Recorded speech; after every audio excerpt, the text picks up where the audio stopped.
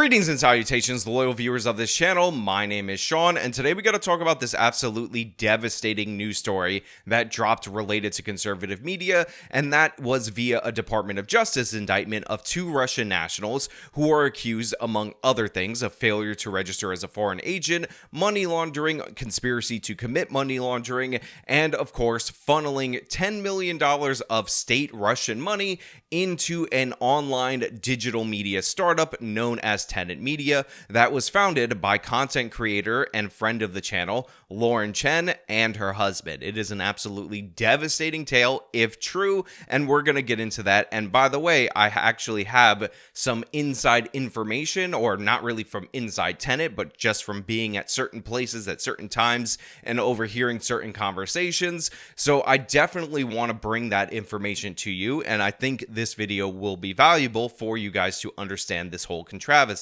But before we get into that, I want to thank everybody out there in the audience for supporting this channel via actualjusticewarrior.com/join. Give me the money. Give me the money. Okay. By the way, actualjusticewarrior.com/join is not funded by the Russians. Now, all joking aside, I do want to talk about Chen in the open of this because I don't come at this from an unbiased perspective.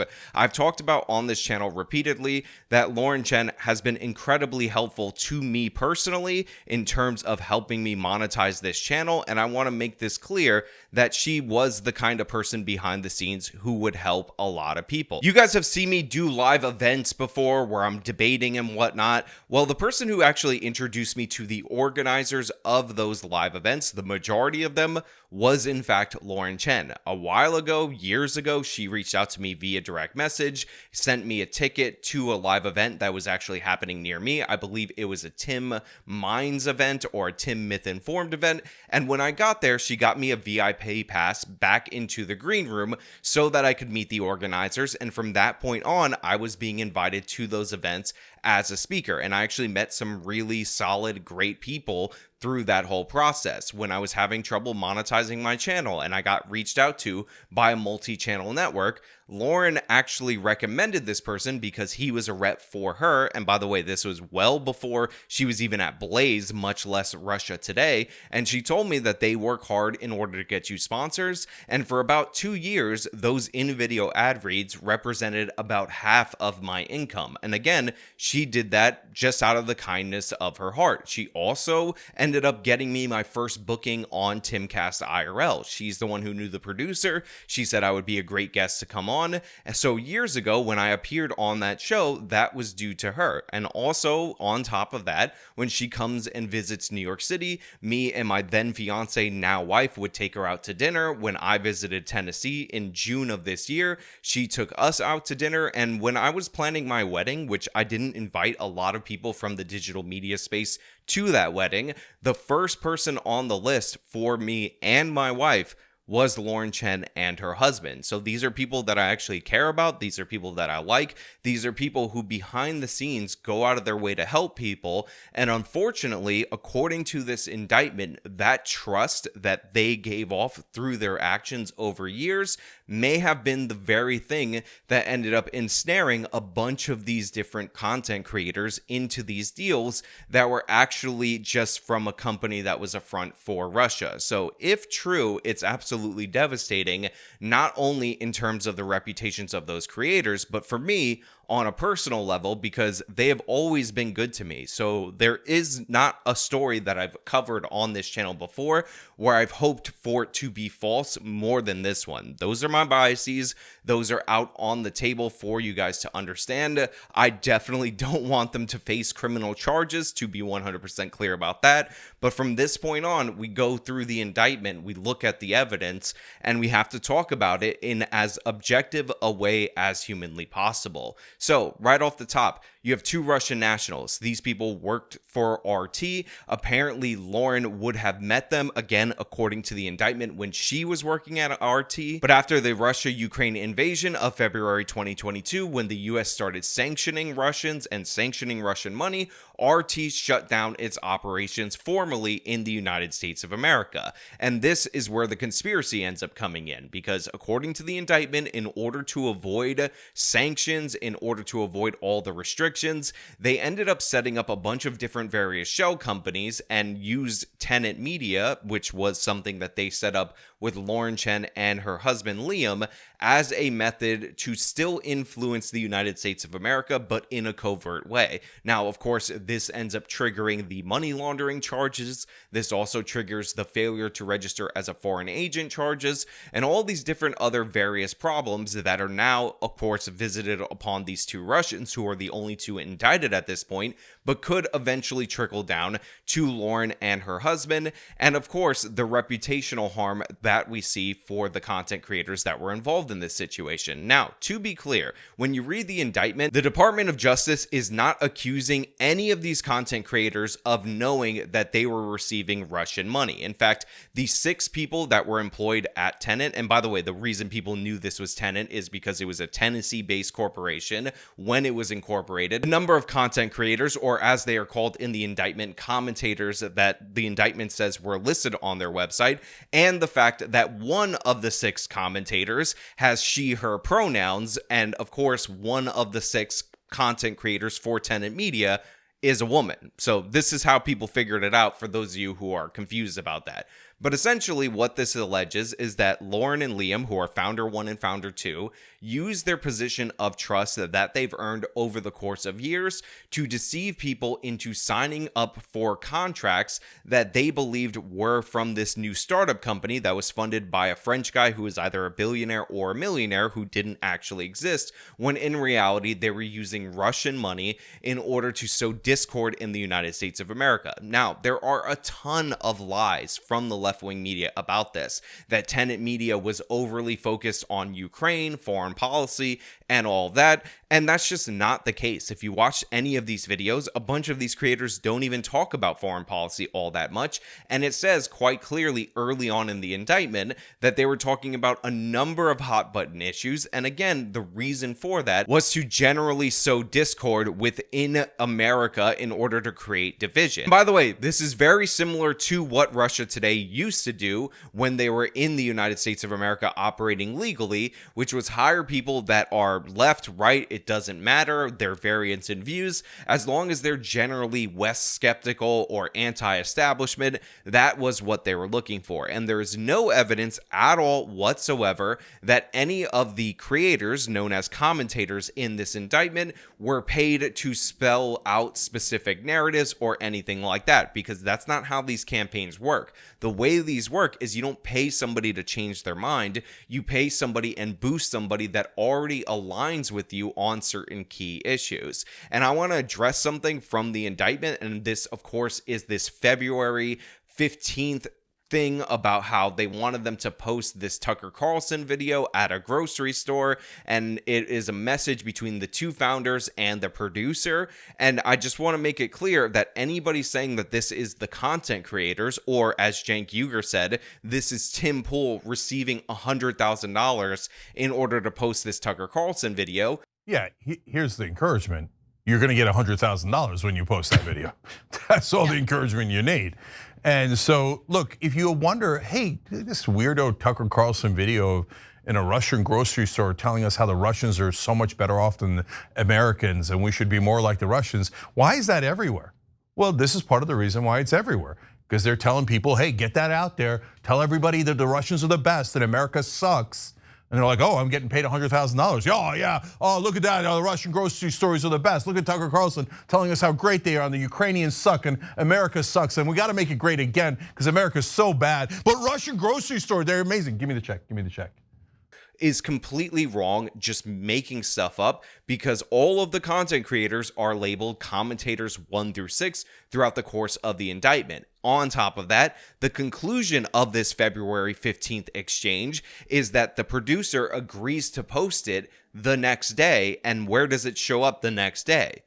on Tenet Media's Twitter account. Obviously, the producers, or that label in the indictment, refers to actual staff for Tenet Media, not the actual commentators nor their staff. And again, this tweet is still up. I'll show it to you right now so you can see it for yourself. Now, to be fair, there is another incident from this indictment that people are also highlighting, and this refers to the March 22nd, 2024 terror attack at a Moscow music festival, in which it appears that the Russians wanted one of the commentators to blame the United States or US intelligence for this particular attack. And when I looked up on social media if this video was made, I found people claiming that this Benny Johnson video, by the way, Benny Johnson is commentator 3, was the video that actually was the one that was requested. And it reads as follows in the headline: massive terror attack rocks Russia, Moscow in flames,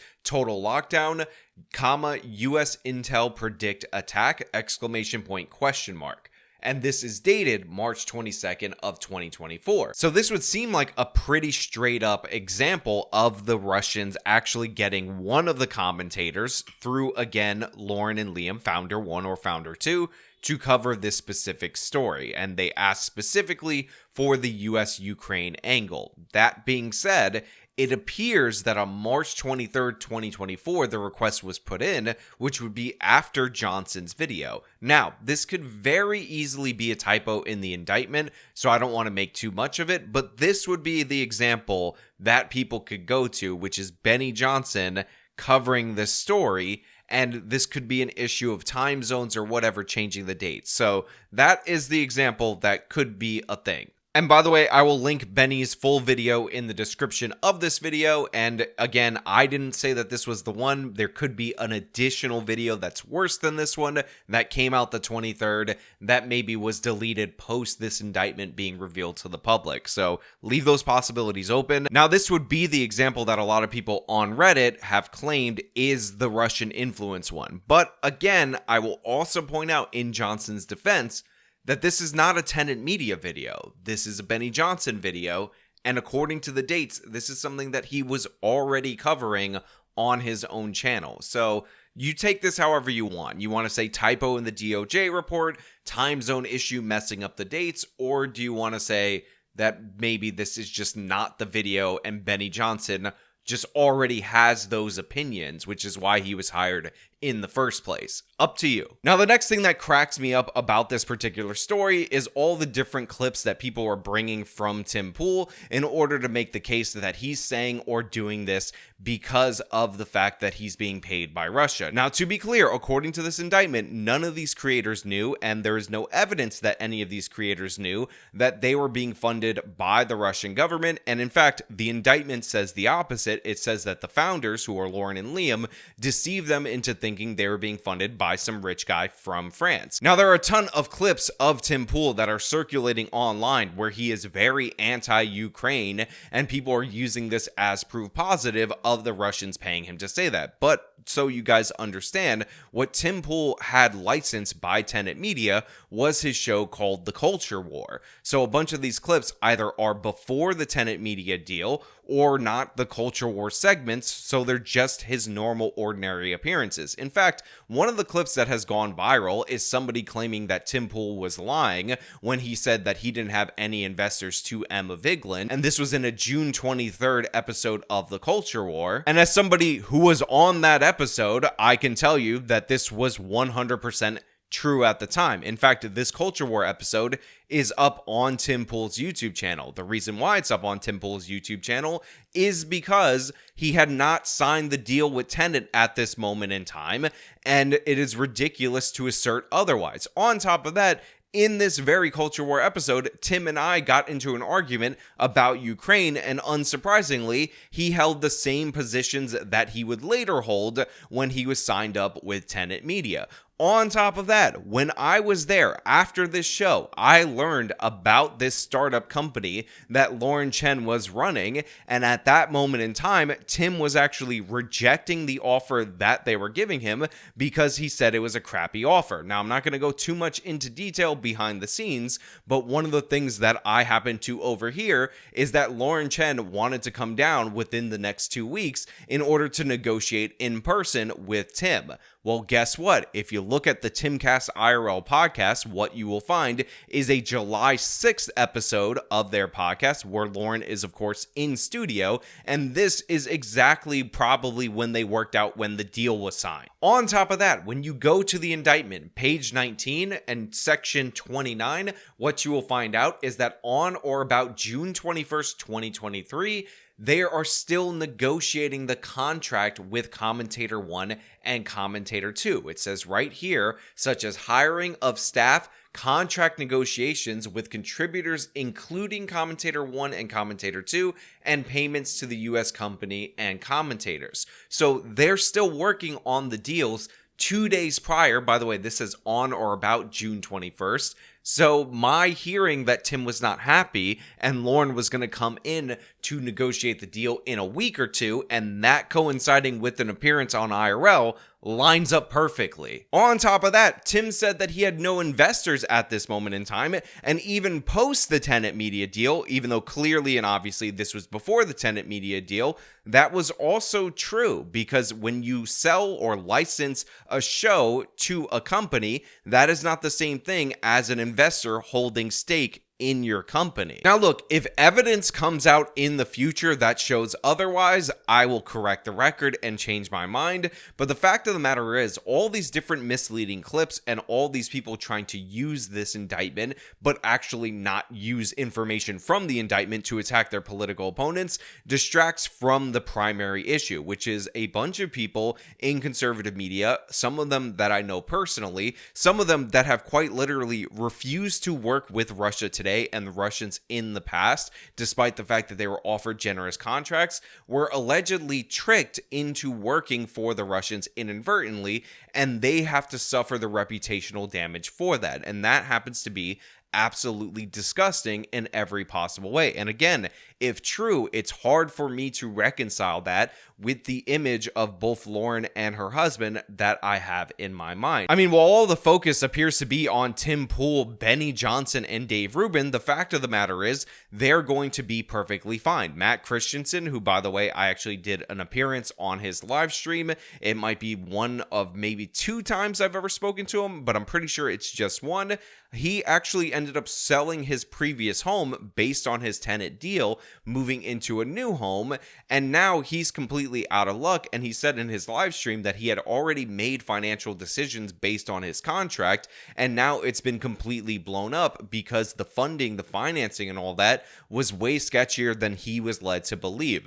You have Lauren Southern, who has had so many problems throughout her life with being associated with wrong people, with being harassed by her government and all that, being harassed by other governments, who is now under the scrutiny of the Canadian government because there was a tweet from a politician that said that any Canadian citizens, which by the way, Lauren and Liam are also Canadian citizens, but also Lauren Southern is a Canadian citizen, will be put under scrutiny for this. So now she might be in jeopardy despite the fact that she would not willingly work for the Russians. So it's absolutely devastating in that regard. And that doesn't even mention somebody like Taylor Hanson, who Tenet Media was really a big break for him, because prior to this, and I apologize for bringing this up, Taylor, I know you're a good guy and I hope you're doing well, he could not support himself through his content. So he was dependent on that. And that doesn't even mention all the behind the scenes staffers that probably didn't know any of this was going on, who thought that they had a relatively secure job in terms of how secure you can be in digital media,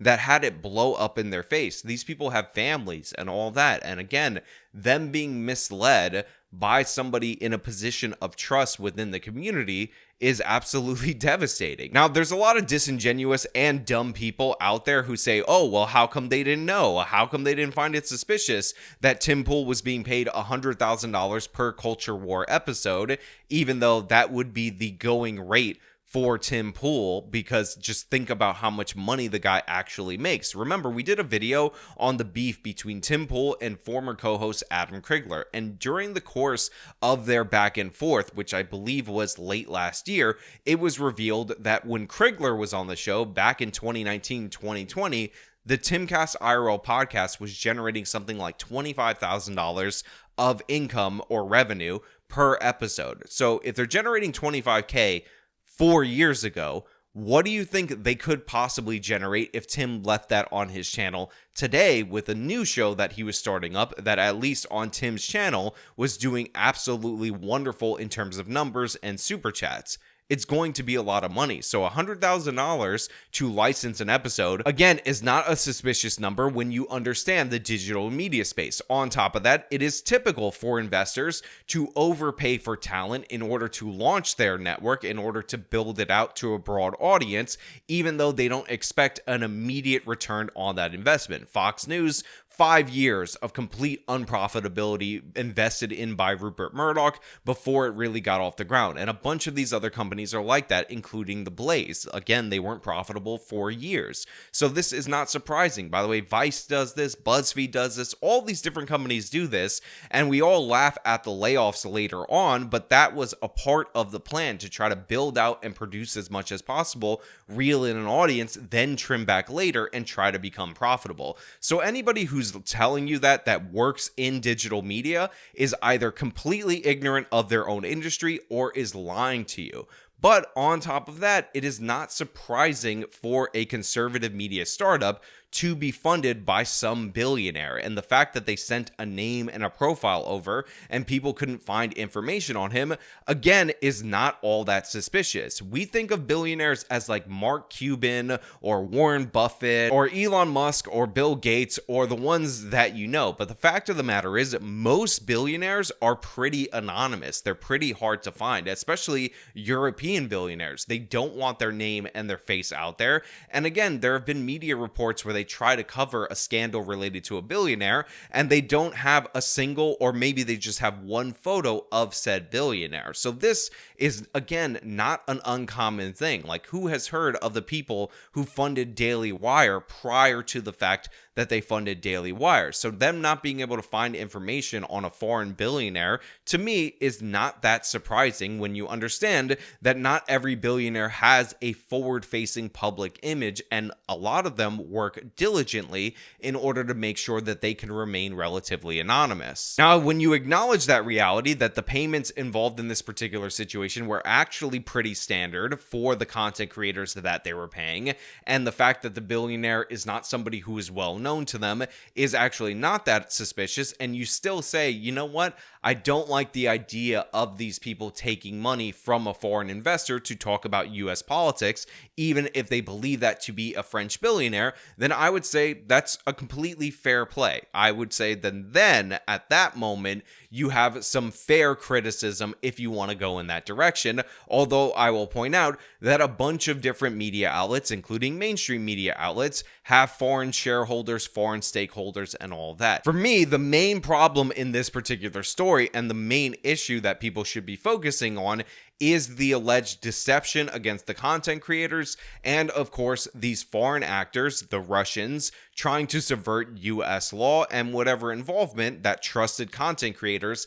had in that process. But for the left, the goal of this story is the same goal that they always have, which is to smear their political opponents as disingenuous, horrible people that are just evil in every possible way and have been paid to change their minds or whatever, even though that's not how these operations tend to work. And by the way, one of the reasons, again, why I'm actually very sympathetic to the content creators in this particular situation is that, based on what I know and based on the fact that I had a lot of trust for Lauren and Liam, if they would have made me a decent offer with the levels of creative freedom that these content creators all told me well before this controversy that they had at Tenet Media, then I might have considered joining up on that based on these parameters. Now, I didn't get an offer like that, which, I mean, you could at least pay me in your scheme. I'm not saying anything. I'm just saying, so that way when it all blows up, I have a bunch of money in my pocket. But the fact is, I can understand how being put in that position with the big dollar amount,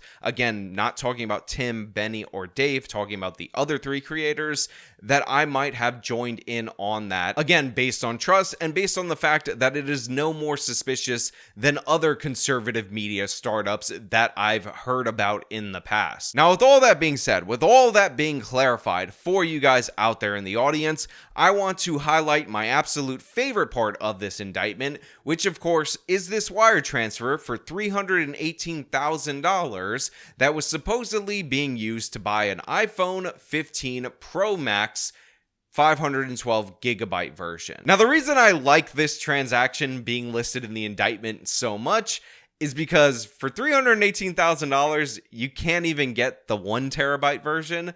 I mean, come on, guys. If you're trying to not raise suspicion, this is something that obviously you want to make sure you're getting the 1 terabyte version for. I don't know. This just jumped out to me, along with a couple of other things in the indictment. Okay, I'm going to bring it back to the more serious elements of this because there is another issue that has popped up, and that, of course, is the nuking of Tenet Media's YouTube channel, Lauren Chen's YouTube channels, including her movie review channel from the platform of YouTube.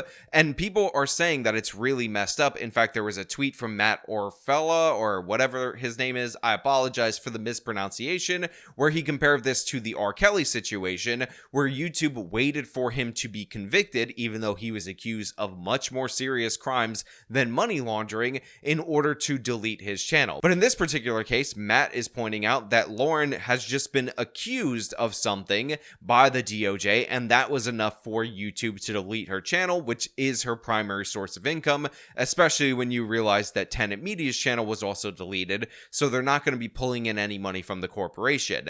And I just want to fact check that right quick, because according to this indictment, the only two people that are being indicted, aka formally accused of a crime, are the two Russians. So technically, Lauren got her channel deleted based on people figuring out that she was one of the unnamed people, again, founder 1 or founder 2, in that indictment.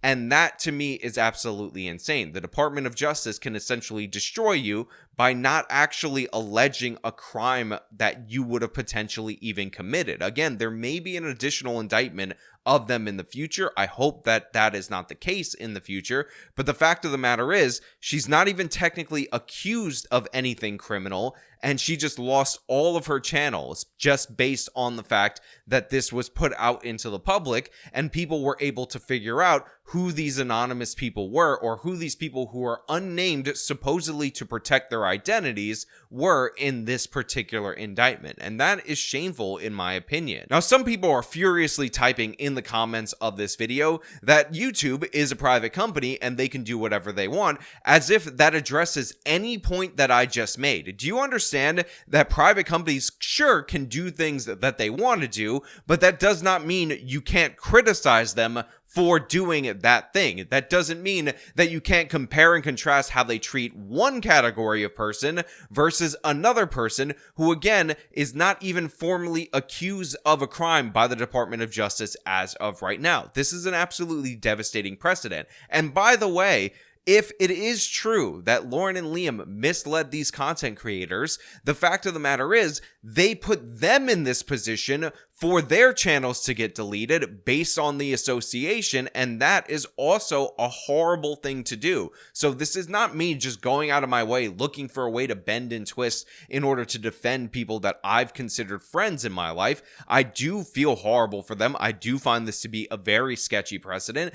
But to be clear, this is also something that if it is later proven to be true, whatever allegations that are brought against them, which by the way are technically not criminal charges as of right now, It is worse because they would have put other people in that position to have their entire income, their entire means of defending themselves be deleted at the drop of a hat. I mean, really think about this. Most people in mainstream media are running with the idea that all of these content creators willingly took Russian money in order to change their positions to promote Russia versus Ukraine, even though the majority of them don't talk about foreign policy. I showed you that clip from Jank where he was just not telling you the truth about Tim being paid $100,000 to post something on Twitter, even though clearly and obviously he is one of the commentators in the indictment, not one of the producers. Well, throughout the whole course of that segment, he said that all of these people got paid $100,000 per video, and almost all of their videos were attacking Ukraine and pro-Russia. Keep it real. You didn't know. Okay, guys, one last thing. So it's not like the videos were like, hey, here's one on the Philippines, here's one on Brazil, here's one on Russia, here's one on healthcare, here's one on gun control, etc. No, they were all pro-Russian, anti-Ukrainian, pro-Trump, by the way. So you couldn't put 2 and 2 together? That was a giant mystery to you, and you're the victims? No, brothers and sisters, you got $100,000 a video. You ain't no goddamn victim. When in reality, according to the indictment, almost all of their videos had nothing to do with even foreign policy. And anybody who watched Tenet Media or knows these creators knows that most of their videos don't have anything to do with foreign policy. Most of the Culture War episodes had absolutely nothing to do with foreign policy. So that's just made up. But most people believe that to be true. Most people believe that to be what happened. So YouTube could nuke all of these creators that are in this indictment that are supposedly unnamed in order to protect their identity, even the ones that are the victims of this deception, again, according to this very same DOJ indictment. So that is a dangerous precedent. It is something to worry about. It is something to be concerned about. Now, with all that being said, if what is alleged in this DOJ indictment is true, and I'm not just talking about the criminal charges against the 2 Russians, but the idea that Lauren and her husband misled these content creators